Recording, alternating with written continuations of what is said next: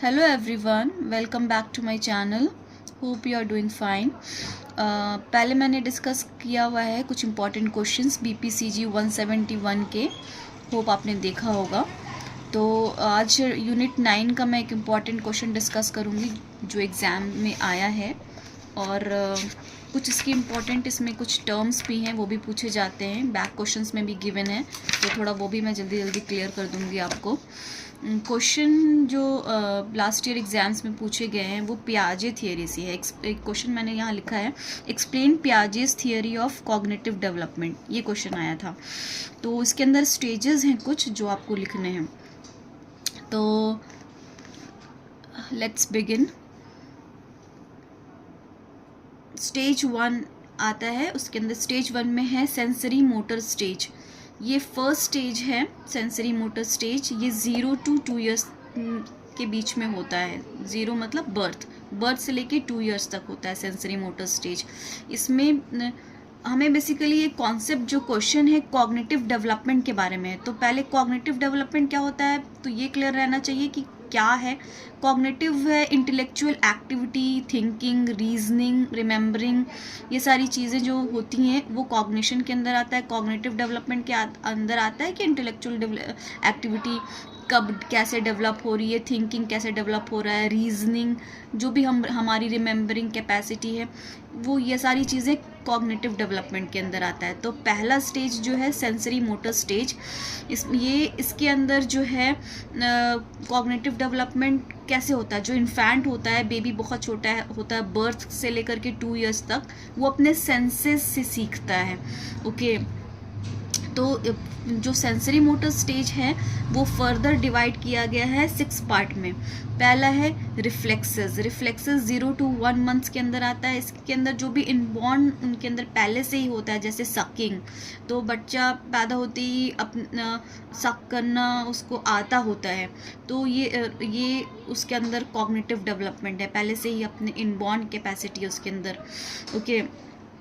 तभी वो मदर उसकी फीड कराती है तो उसको पता होता है कैसे करना है.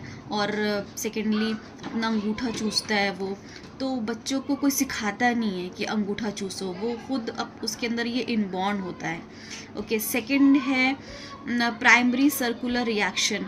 प्राइमरी सर्कुलर रिएक्शन है वो इसके अंदर बच्चा 1 से 4 महीने तक का बच्चा खुद के एक्शन से सीखता है कि मैं ये कर रहा हूँ तो ये ऐसे हो रहा है. वो खुद के एक्शन से सीखता है. Secondary circular. थर्ड है secondary circular reaction. Secondary circular reaction में वो एक्शन को रिपीट कर करके सीखता है. वो इसमें ज़्यादा फोकस्ड हो जाता था जब तक बच्चा 4 से 8 मंथ्स तक, कि जैसे कि वो रो रहा है तो रोना शुरू करता है तो दिखता है कि मम्मा ने मुझे गोद में उठा लिया, या फिर उसको भूख लगती है तो वो रोता है. तो वो एक बारी वो रोया तो उसको दूध मिल गया पीने के लिए, तो वो फिर बार बार वही चीज़ करता है कि मतलब वो अपने एक्शन को रिपीट करता है, उससे सीखता है. ठीक है. बेसिकली हमें ये है ना कि डेवलपमेंट, कॉग्निटिव थिंकिंग उसकी जो है कैसे बढ़ रही है, क्या उस ब्रेन डेवलपमेंट उसका कैसे हो रहा है, इस पे फोकस है ना. तो सिर्फ मैं वही आपको एक लाइन में समझाते चलूँगी जल्दी. कोऑर्डिनेशन ऑफ सेकेंडरी रिएक्शंस, ये 8 से 12 मंथ्स तक के लिए होता है. इसमें फोकस बच्चा करता है ऑब्जेक्ट को डिमांड करने के लिए. जैसे कि आप इसमें भी मैंने बताया, डिमांड, उसको कुछ चाहिए होता है ना, तो फिर वो समझ जाता है कि अच्छा मैं रोऊंगा तो मुझे ये मिल जाएगा, मैं रोऊंगा तो मम्मा मुझे गोद में उठा लेगी. तो वो सेकेंडरी रिएक्शन होता है. टर्शरी सर्कुलर रिएक्शन में बच्चा जो है trial and error cheese use करता है, कि करके सीखता है. तब तक बच्चा 1 साल का हो गया होता है, वो चलना शुरू कर देता है. बच्चा 11 से 12 मंथ्स में चलना शुरू करता है. कोई 1 साल के बाद तो मोस्टली बच्चे चलने ही लगते हैं ना. तो 12 मंथ्स में बच्चा जब चलता है तो खड़ा होता है तो गिर जाता है, तो वो फिर से खड़ा होता है कि मतलब उसको न्यू चीज़ वो कर रहा है तो उसको अच्छा लगता है. तो ट्रायल एंड एरर, तो मतलब वो ट्राई करता है खड़े होने की, वो ट्राई करता है चलने की, भले ही वो गिर गया तो फिर से चलने की कोशिश किया. तो ये चीज़ जो है सर्कुलर रिएक्शन में आता है. ओके. अर्ली रिप्रेजेंटेशनल थॉट, इसके अंदर फिर वो सिंबल, वो समझ जाता है कि ये चीज़ है, ये इस चीज़ का ये सिंबल है, ये करने का ये चीज़ है. ओके. मतलब इसमें सेंसरी मोटर चीज़ें होती है कि रिप्रेजेंट करने लगता है वो अपने थॉट को. ओके. तो ये मैंने शॉर्ट में, आप एक एक लाइन में सिर्फ इसको एक्सप्लेन कर दीजिएगा। पहले स्टेज 1 लिखिएगा। Stage 1 sensory motor stage. Sensory motor stage में सेंसेस से बच्चा सीखता है। सेंसरी मोटर स्टेज को फर्दर 6 कैटेगरीज में, सब कैटेगरीज में डिवाइड किया गया है। पहला है रिफ्लेक्सेस में इनबॉर्न क्वालिटी होती है, जिसमें सकिंग जैसे कि है, वो पहले से ही जानता है कैसे सक करना है। प्राइमरी सर्कुलर रिएक्शंस, वो बच्चा जानता है कि वो अपने एक्शन से सीखता है कि मैं ऐसे रो रहा हूँ तो ये चीज़ हो रहा है। सेकेंडरी सर्कुलर रिएक्शन, बच्चा अपने एक्शन को रिपीट कर करके सीखता है कि मैं रो रहा हूँ तो मुझे गोद उठाया जा रहा है, मैं रो रहा हूँ तो मुझे दूध पिलाया जा रहा है। कोऑर्डिनेशन ऑफ सेकेंडरी रिएक्शन में बच्चा जो है अपने डिमांड करना सीख जाता है कि ये करूँगा तो ये मिल जाएगा। टर्शरी सर्कुलर रिएक्शन में बच्चा ट्रायल एंड एरर से सीखता है। अर्ली रिप्रेजेंटेशनल थॉट में बच्चा अपने थॉट को रिप्रेजेंट करना तब तक सीख जाता है, कुछ अपना बताना, इशारे से बोल देगा, थोड़ा तुतली आवाज़ में बोल देगा, तो वो तोतली आवाज़ में बोल देगा, तो ये सारी चीज़ें वो तब तक सीख जाता है। Reflexes, primary circular reaction, secondary circular reactions, coordination of secondary reactions, tertiary circular reactions, early representational thought. अगर आपको ये टर्म याद भी ना आए तो आपको समझ में आ गया, आप 6 लाइन में उसको लिख सकते हैं। Let's continue with the second stage. Second stage में है preoperational stage. Pre operational stage जो है 2 to 7 ईयर्स के बीच में होता है। बेसिकली ये स्टेज जो है पियाजे मानते हैं इसको बहुत इम्पॉर्टेंट। ये थियरी जो है हम लोग पियाजे ने गिवन है ना, पियाजे ने ये थियरी दी है, तो पियाजे सेकंड स्टेज को बहुत इम्पॉर्टेंट मानते हैं लैंग्वेज डेवलपमेंट के लिए, कि 2 to 7 ईयर्स के बीच में बहुत अच्छे तरीके से लैंग्वेज डेवलप हो जाता है। बच्चा जो है अपनी बात को रखना सीख जाता है, कन्वर्सेशन करना सीख जाता है, ये सारी चीज़ें हैं। और एक इस प्री ऑपरेशनल स्टेज में है, एक टर्म है ईगोसेंट्रिज्म। ईगोसेंट्रिज्म में होता है कि बच्चा, आपने देखा होगा कि बच्चा बैठा है और वो खुद से बात कर कर के खेल रहा है, खुद से बात कर रहा है और कुछ कर रहा है, तो वो अपने आप को ही सेंटर मानता है, ठीक है। वो अपनी चीज़ों पे ज़्यादा फोकस करता है। उस टाइम जो बच्चा खुद से बात कर कर के भी बोलता रहता है ना, वो खुद से उसका उस तरह से भी उसका लैंग्वेज डेवलपमेंट भी होता है, ओके। और ईगोसेंट्रिज्म होता है कि वो उसके लिए दूसरों के पॉइंट ऑफ व्यू मैटर नहीं करते, उसको अपना सेंटर उसका वो खुद होता है, ठीक है। एक बच्चे के लिए 2 to 7 ईयर्स के बच्चे के लिए सेंटर क्या होता है? खुद होता है। वो अपने आप को सबसे ज़्यादा इंपॉर्टेंस देता है, उसको लगता है कि मैं जो कहूँ वही होगा, ओके। थर्ड स्टेज है concrete operational stage. Concrete operational stage जो है 7 to 12 ईयर्स के बीच में होता है। ये जो स्टेज होता है ये भी एक बहुत इम्पॉर्टेंट स्टेज होता है मेंटल डेवलपमेंट के लिए, कॉग्निटिव डेवलपमेंट के लिए। पहला इसके अंदर होता है एक लॉजिक डेवलप हो जाता है, तब तक कब तक 7 to 12 ईयर्स के बीच, ओके। तो इसमें क्या होता है, कॉन्क्रीट ऑपरेशनल स्टेज में इंडक्टिव लॉजिक आ जाती है। इंडक्टिव लॉजिक क्या होती है? स्पेसिफिक टू जनरल, मतलब कि बच्चा को कोई चीज़ स्पेसिफाई करके बता दो कि कुछ भी, जैसे बच्चा ने पहली बार दोस्ती किया तो उसका जो फ्रेंड था वो बहुत रूड था, तो फिर उसका दूसरा फ्रेंड बना, मतलब 12 ईयर्स से पहले तो फ्रेंडशिप हो जाते हैं, 9-10 से फ्रेंडशिप बनने लगते हैं, पीयर ग्रुप भी बनने आ जाते हैं, दोस्त हो जाते हैं उन लोगों के, स्कूल जाना शुरू कर देते हैं। तो एक दूसरा दोस्ती किया तो वो भी थोड़ा रूड था, तो फिर बच्चे को लगता है कि फ्रेंड्स जो है रूड ही होते हैं। तो एक स्पेसिफिक चीज़ को लेकर के कि कोई एक ट्रेट को पकड़ लिया तो सोचता है कि वैसा ही सब कुछ होता है, तो उसका उतना ही लॉजिक है। हमारी तरह उसका इतना, जैसे कि 18 ईयर से अबव या 20 से अबव हमें इतना समझ में आ जाता है कि ऐसा नहीं है कि ये ऐसा है तो सब ऐसे होंगे, हमें बहुत समझ आती है आगे पीछे ऊपर नीचे। लेकिन ये सिर्फ एक तरफ से सोचता है कि कोई स्पेसिफिक टर्म बता दिया, देख लिया कि अच्छा ये जो फ्रेंड जो बनते हैं ये रूड होते हैं, तो सारे फ्रेंड्स का मतलब रूड होंगे, जितने भी मेरे दोस्त बनेंगे सब रूड ही होंगे, ठीक है। Next is conservation. कंजर्वेशन आ जाता है उसके अंदर, जैसे कि एक क्ले है, क्ले को हमने उस बच्चे को तोड़ के दे दिया, बहुत सारे भाग में उसको बांट दिया, तो उसको इतना समझ में आ जाता है कि इतना जो क्ले था हमारे पास पहले, उसी को डिवाइड करके इतना किया गया, मतलब दोनों इक्वल ही है, इतना और डिवाइड किया हुआ इतना है, ठीक है।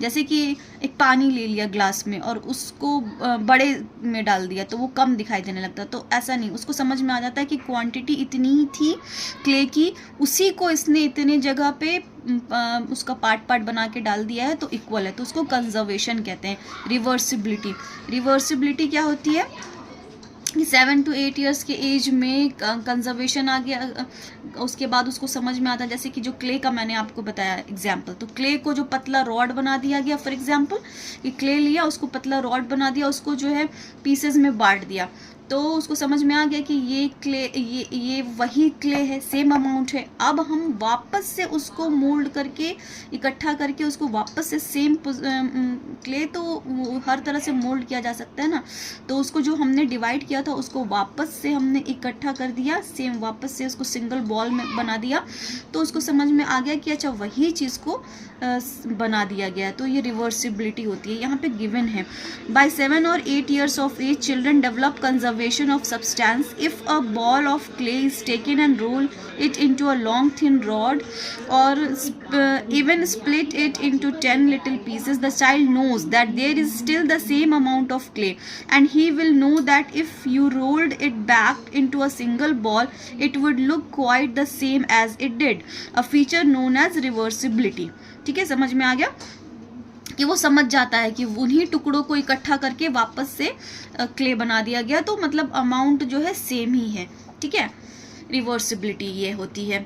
स्टेज 4 है जो कि 12 ईयर्स से लेके अडल्टहुड तक रहता है, formal operational stage. Formal operational stage में फिर जो है बहुत ज़्यादा मैक्सिमम कह सकते हैं कॉग्निटिव डेवलपमेंट हो जाता है। इसमें डिडक्टिव लॉजिक आ जाती है, एब्स्ट्रैक्ट थिंकिंग आ जाती है, प्रॉब्लम सॉल्विंग आ जाती है।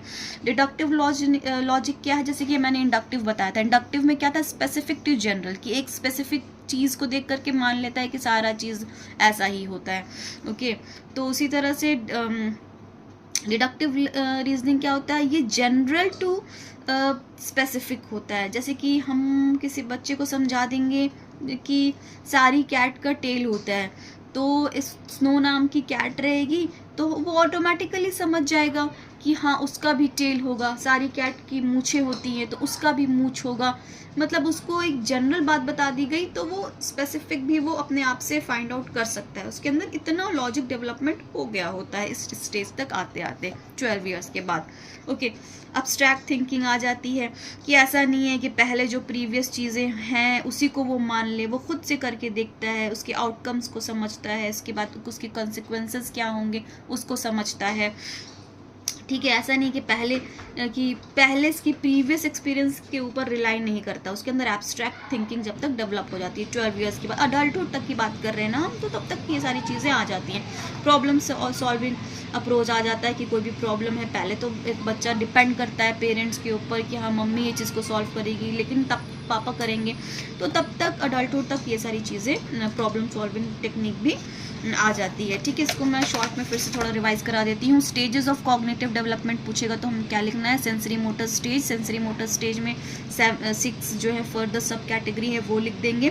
फिर स्टेज 2 है प्री ऑपरेशनल स्टेज, जो sensory motor stage 0 to 2 years और preoperational stage 2 to 7 years. फिर स्टेज 3 है concrete operational stage 7 to 12 years.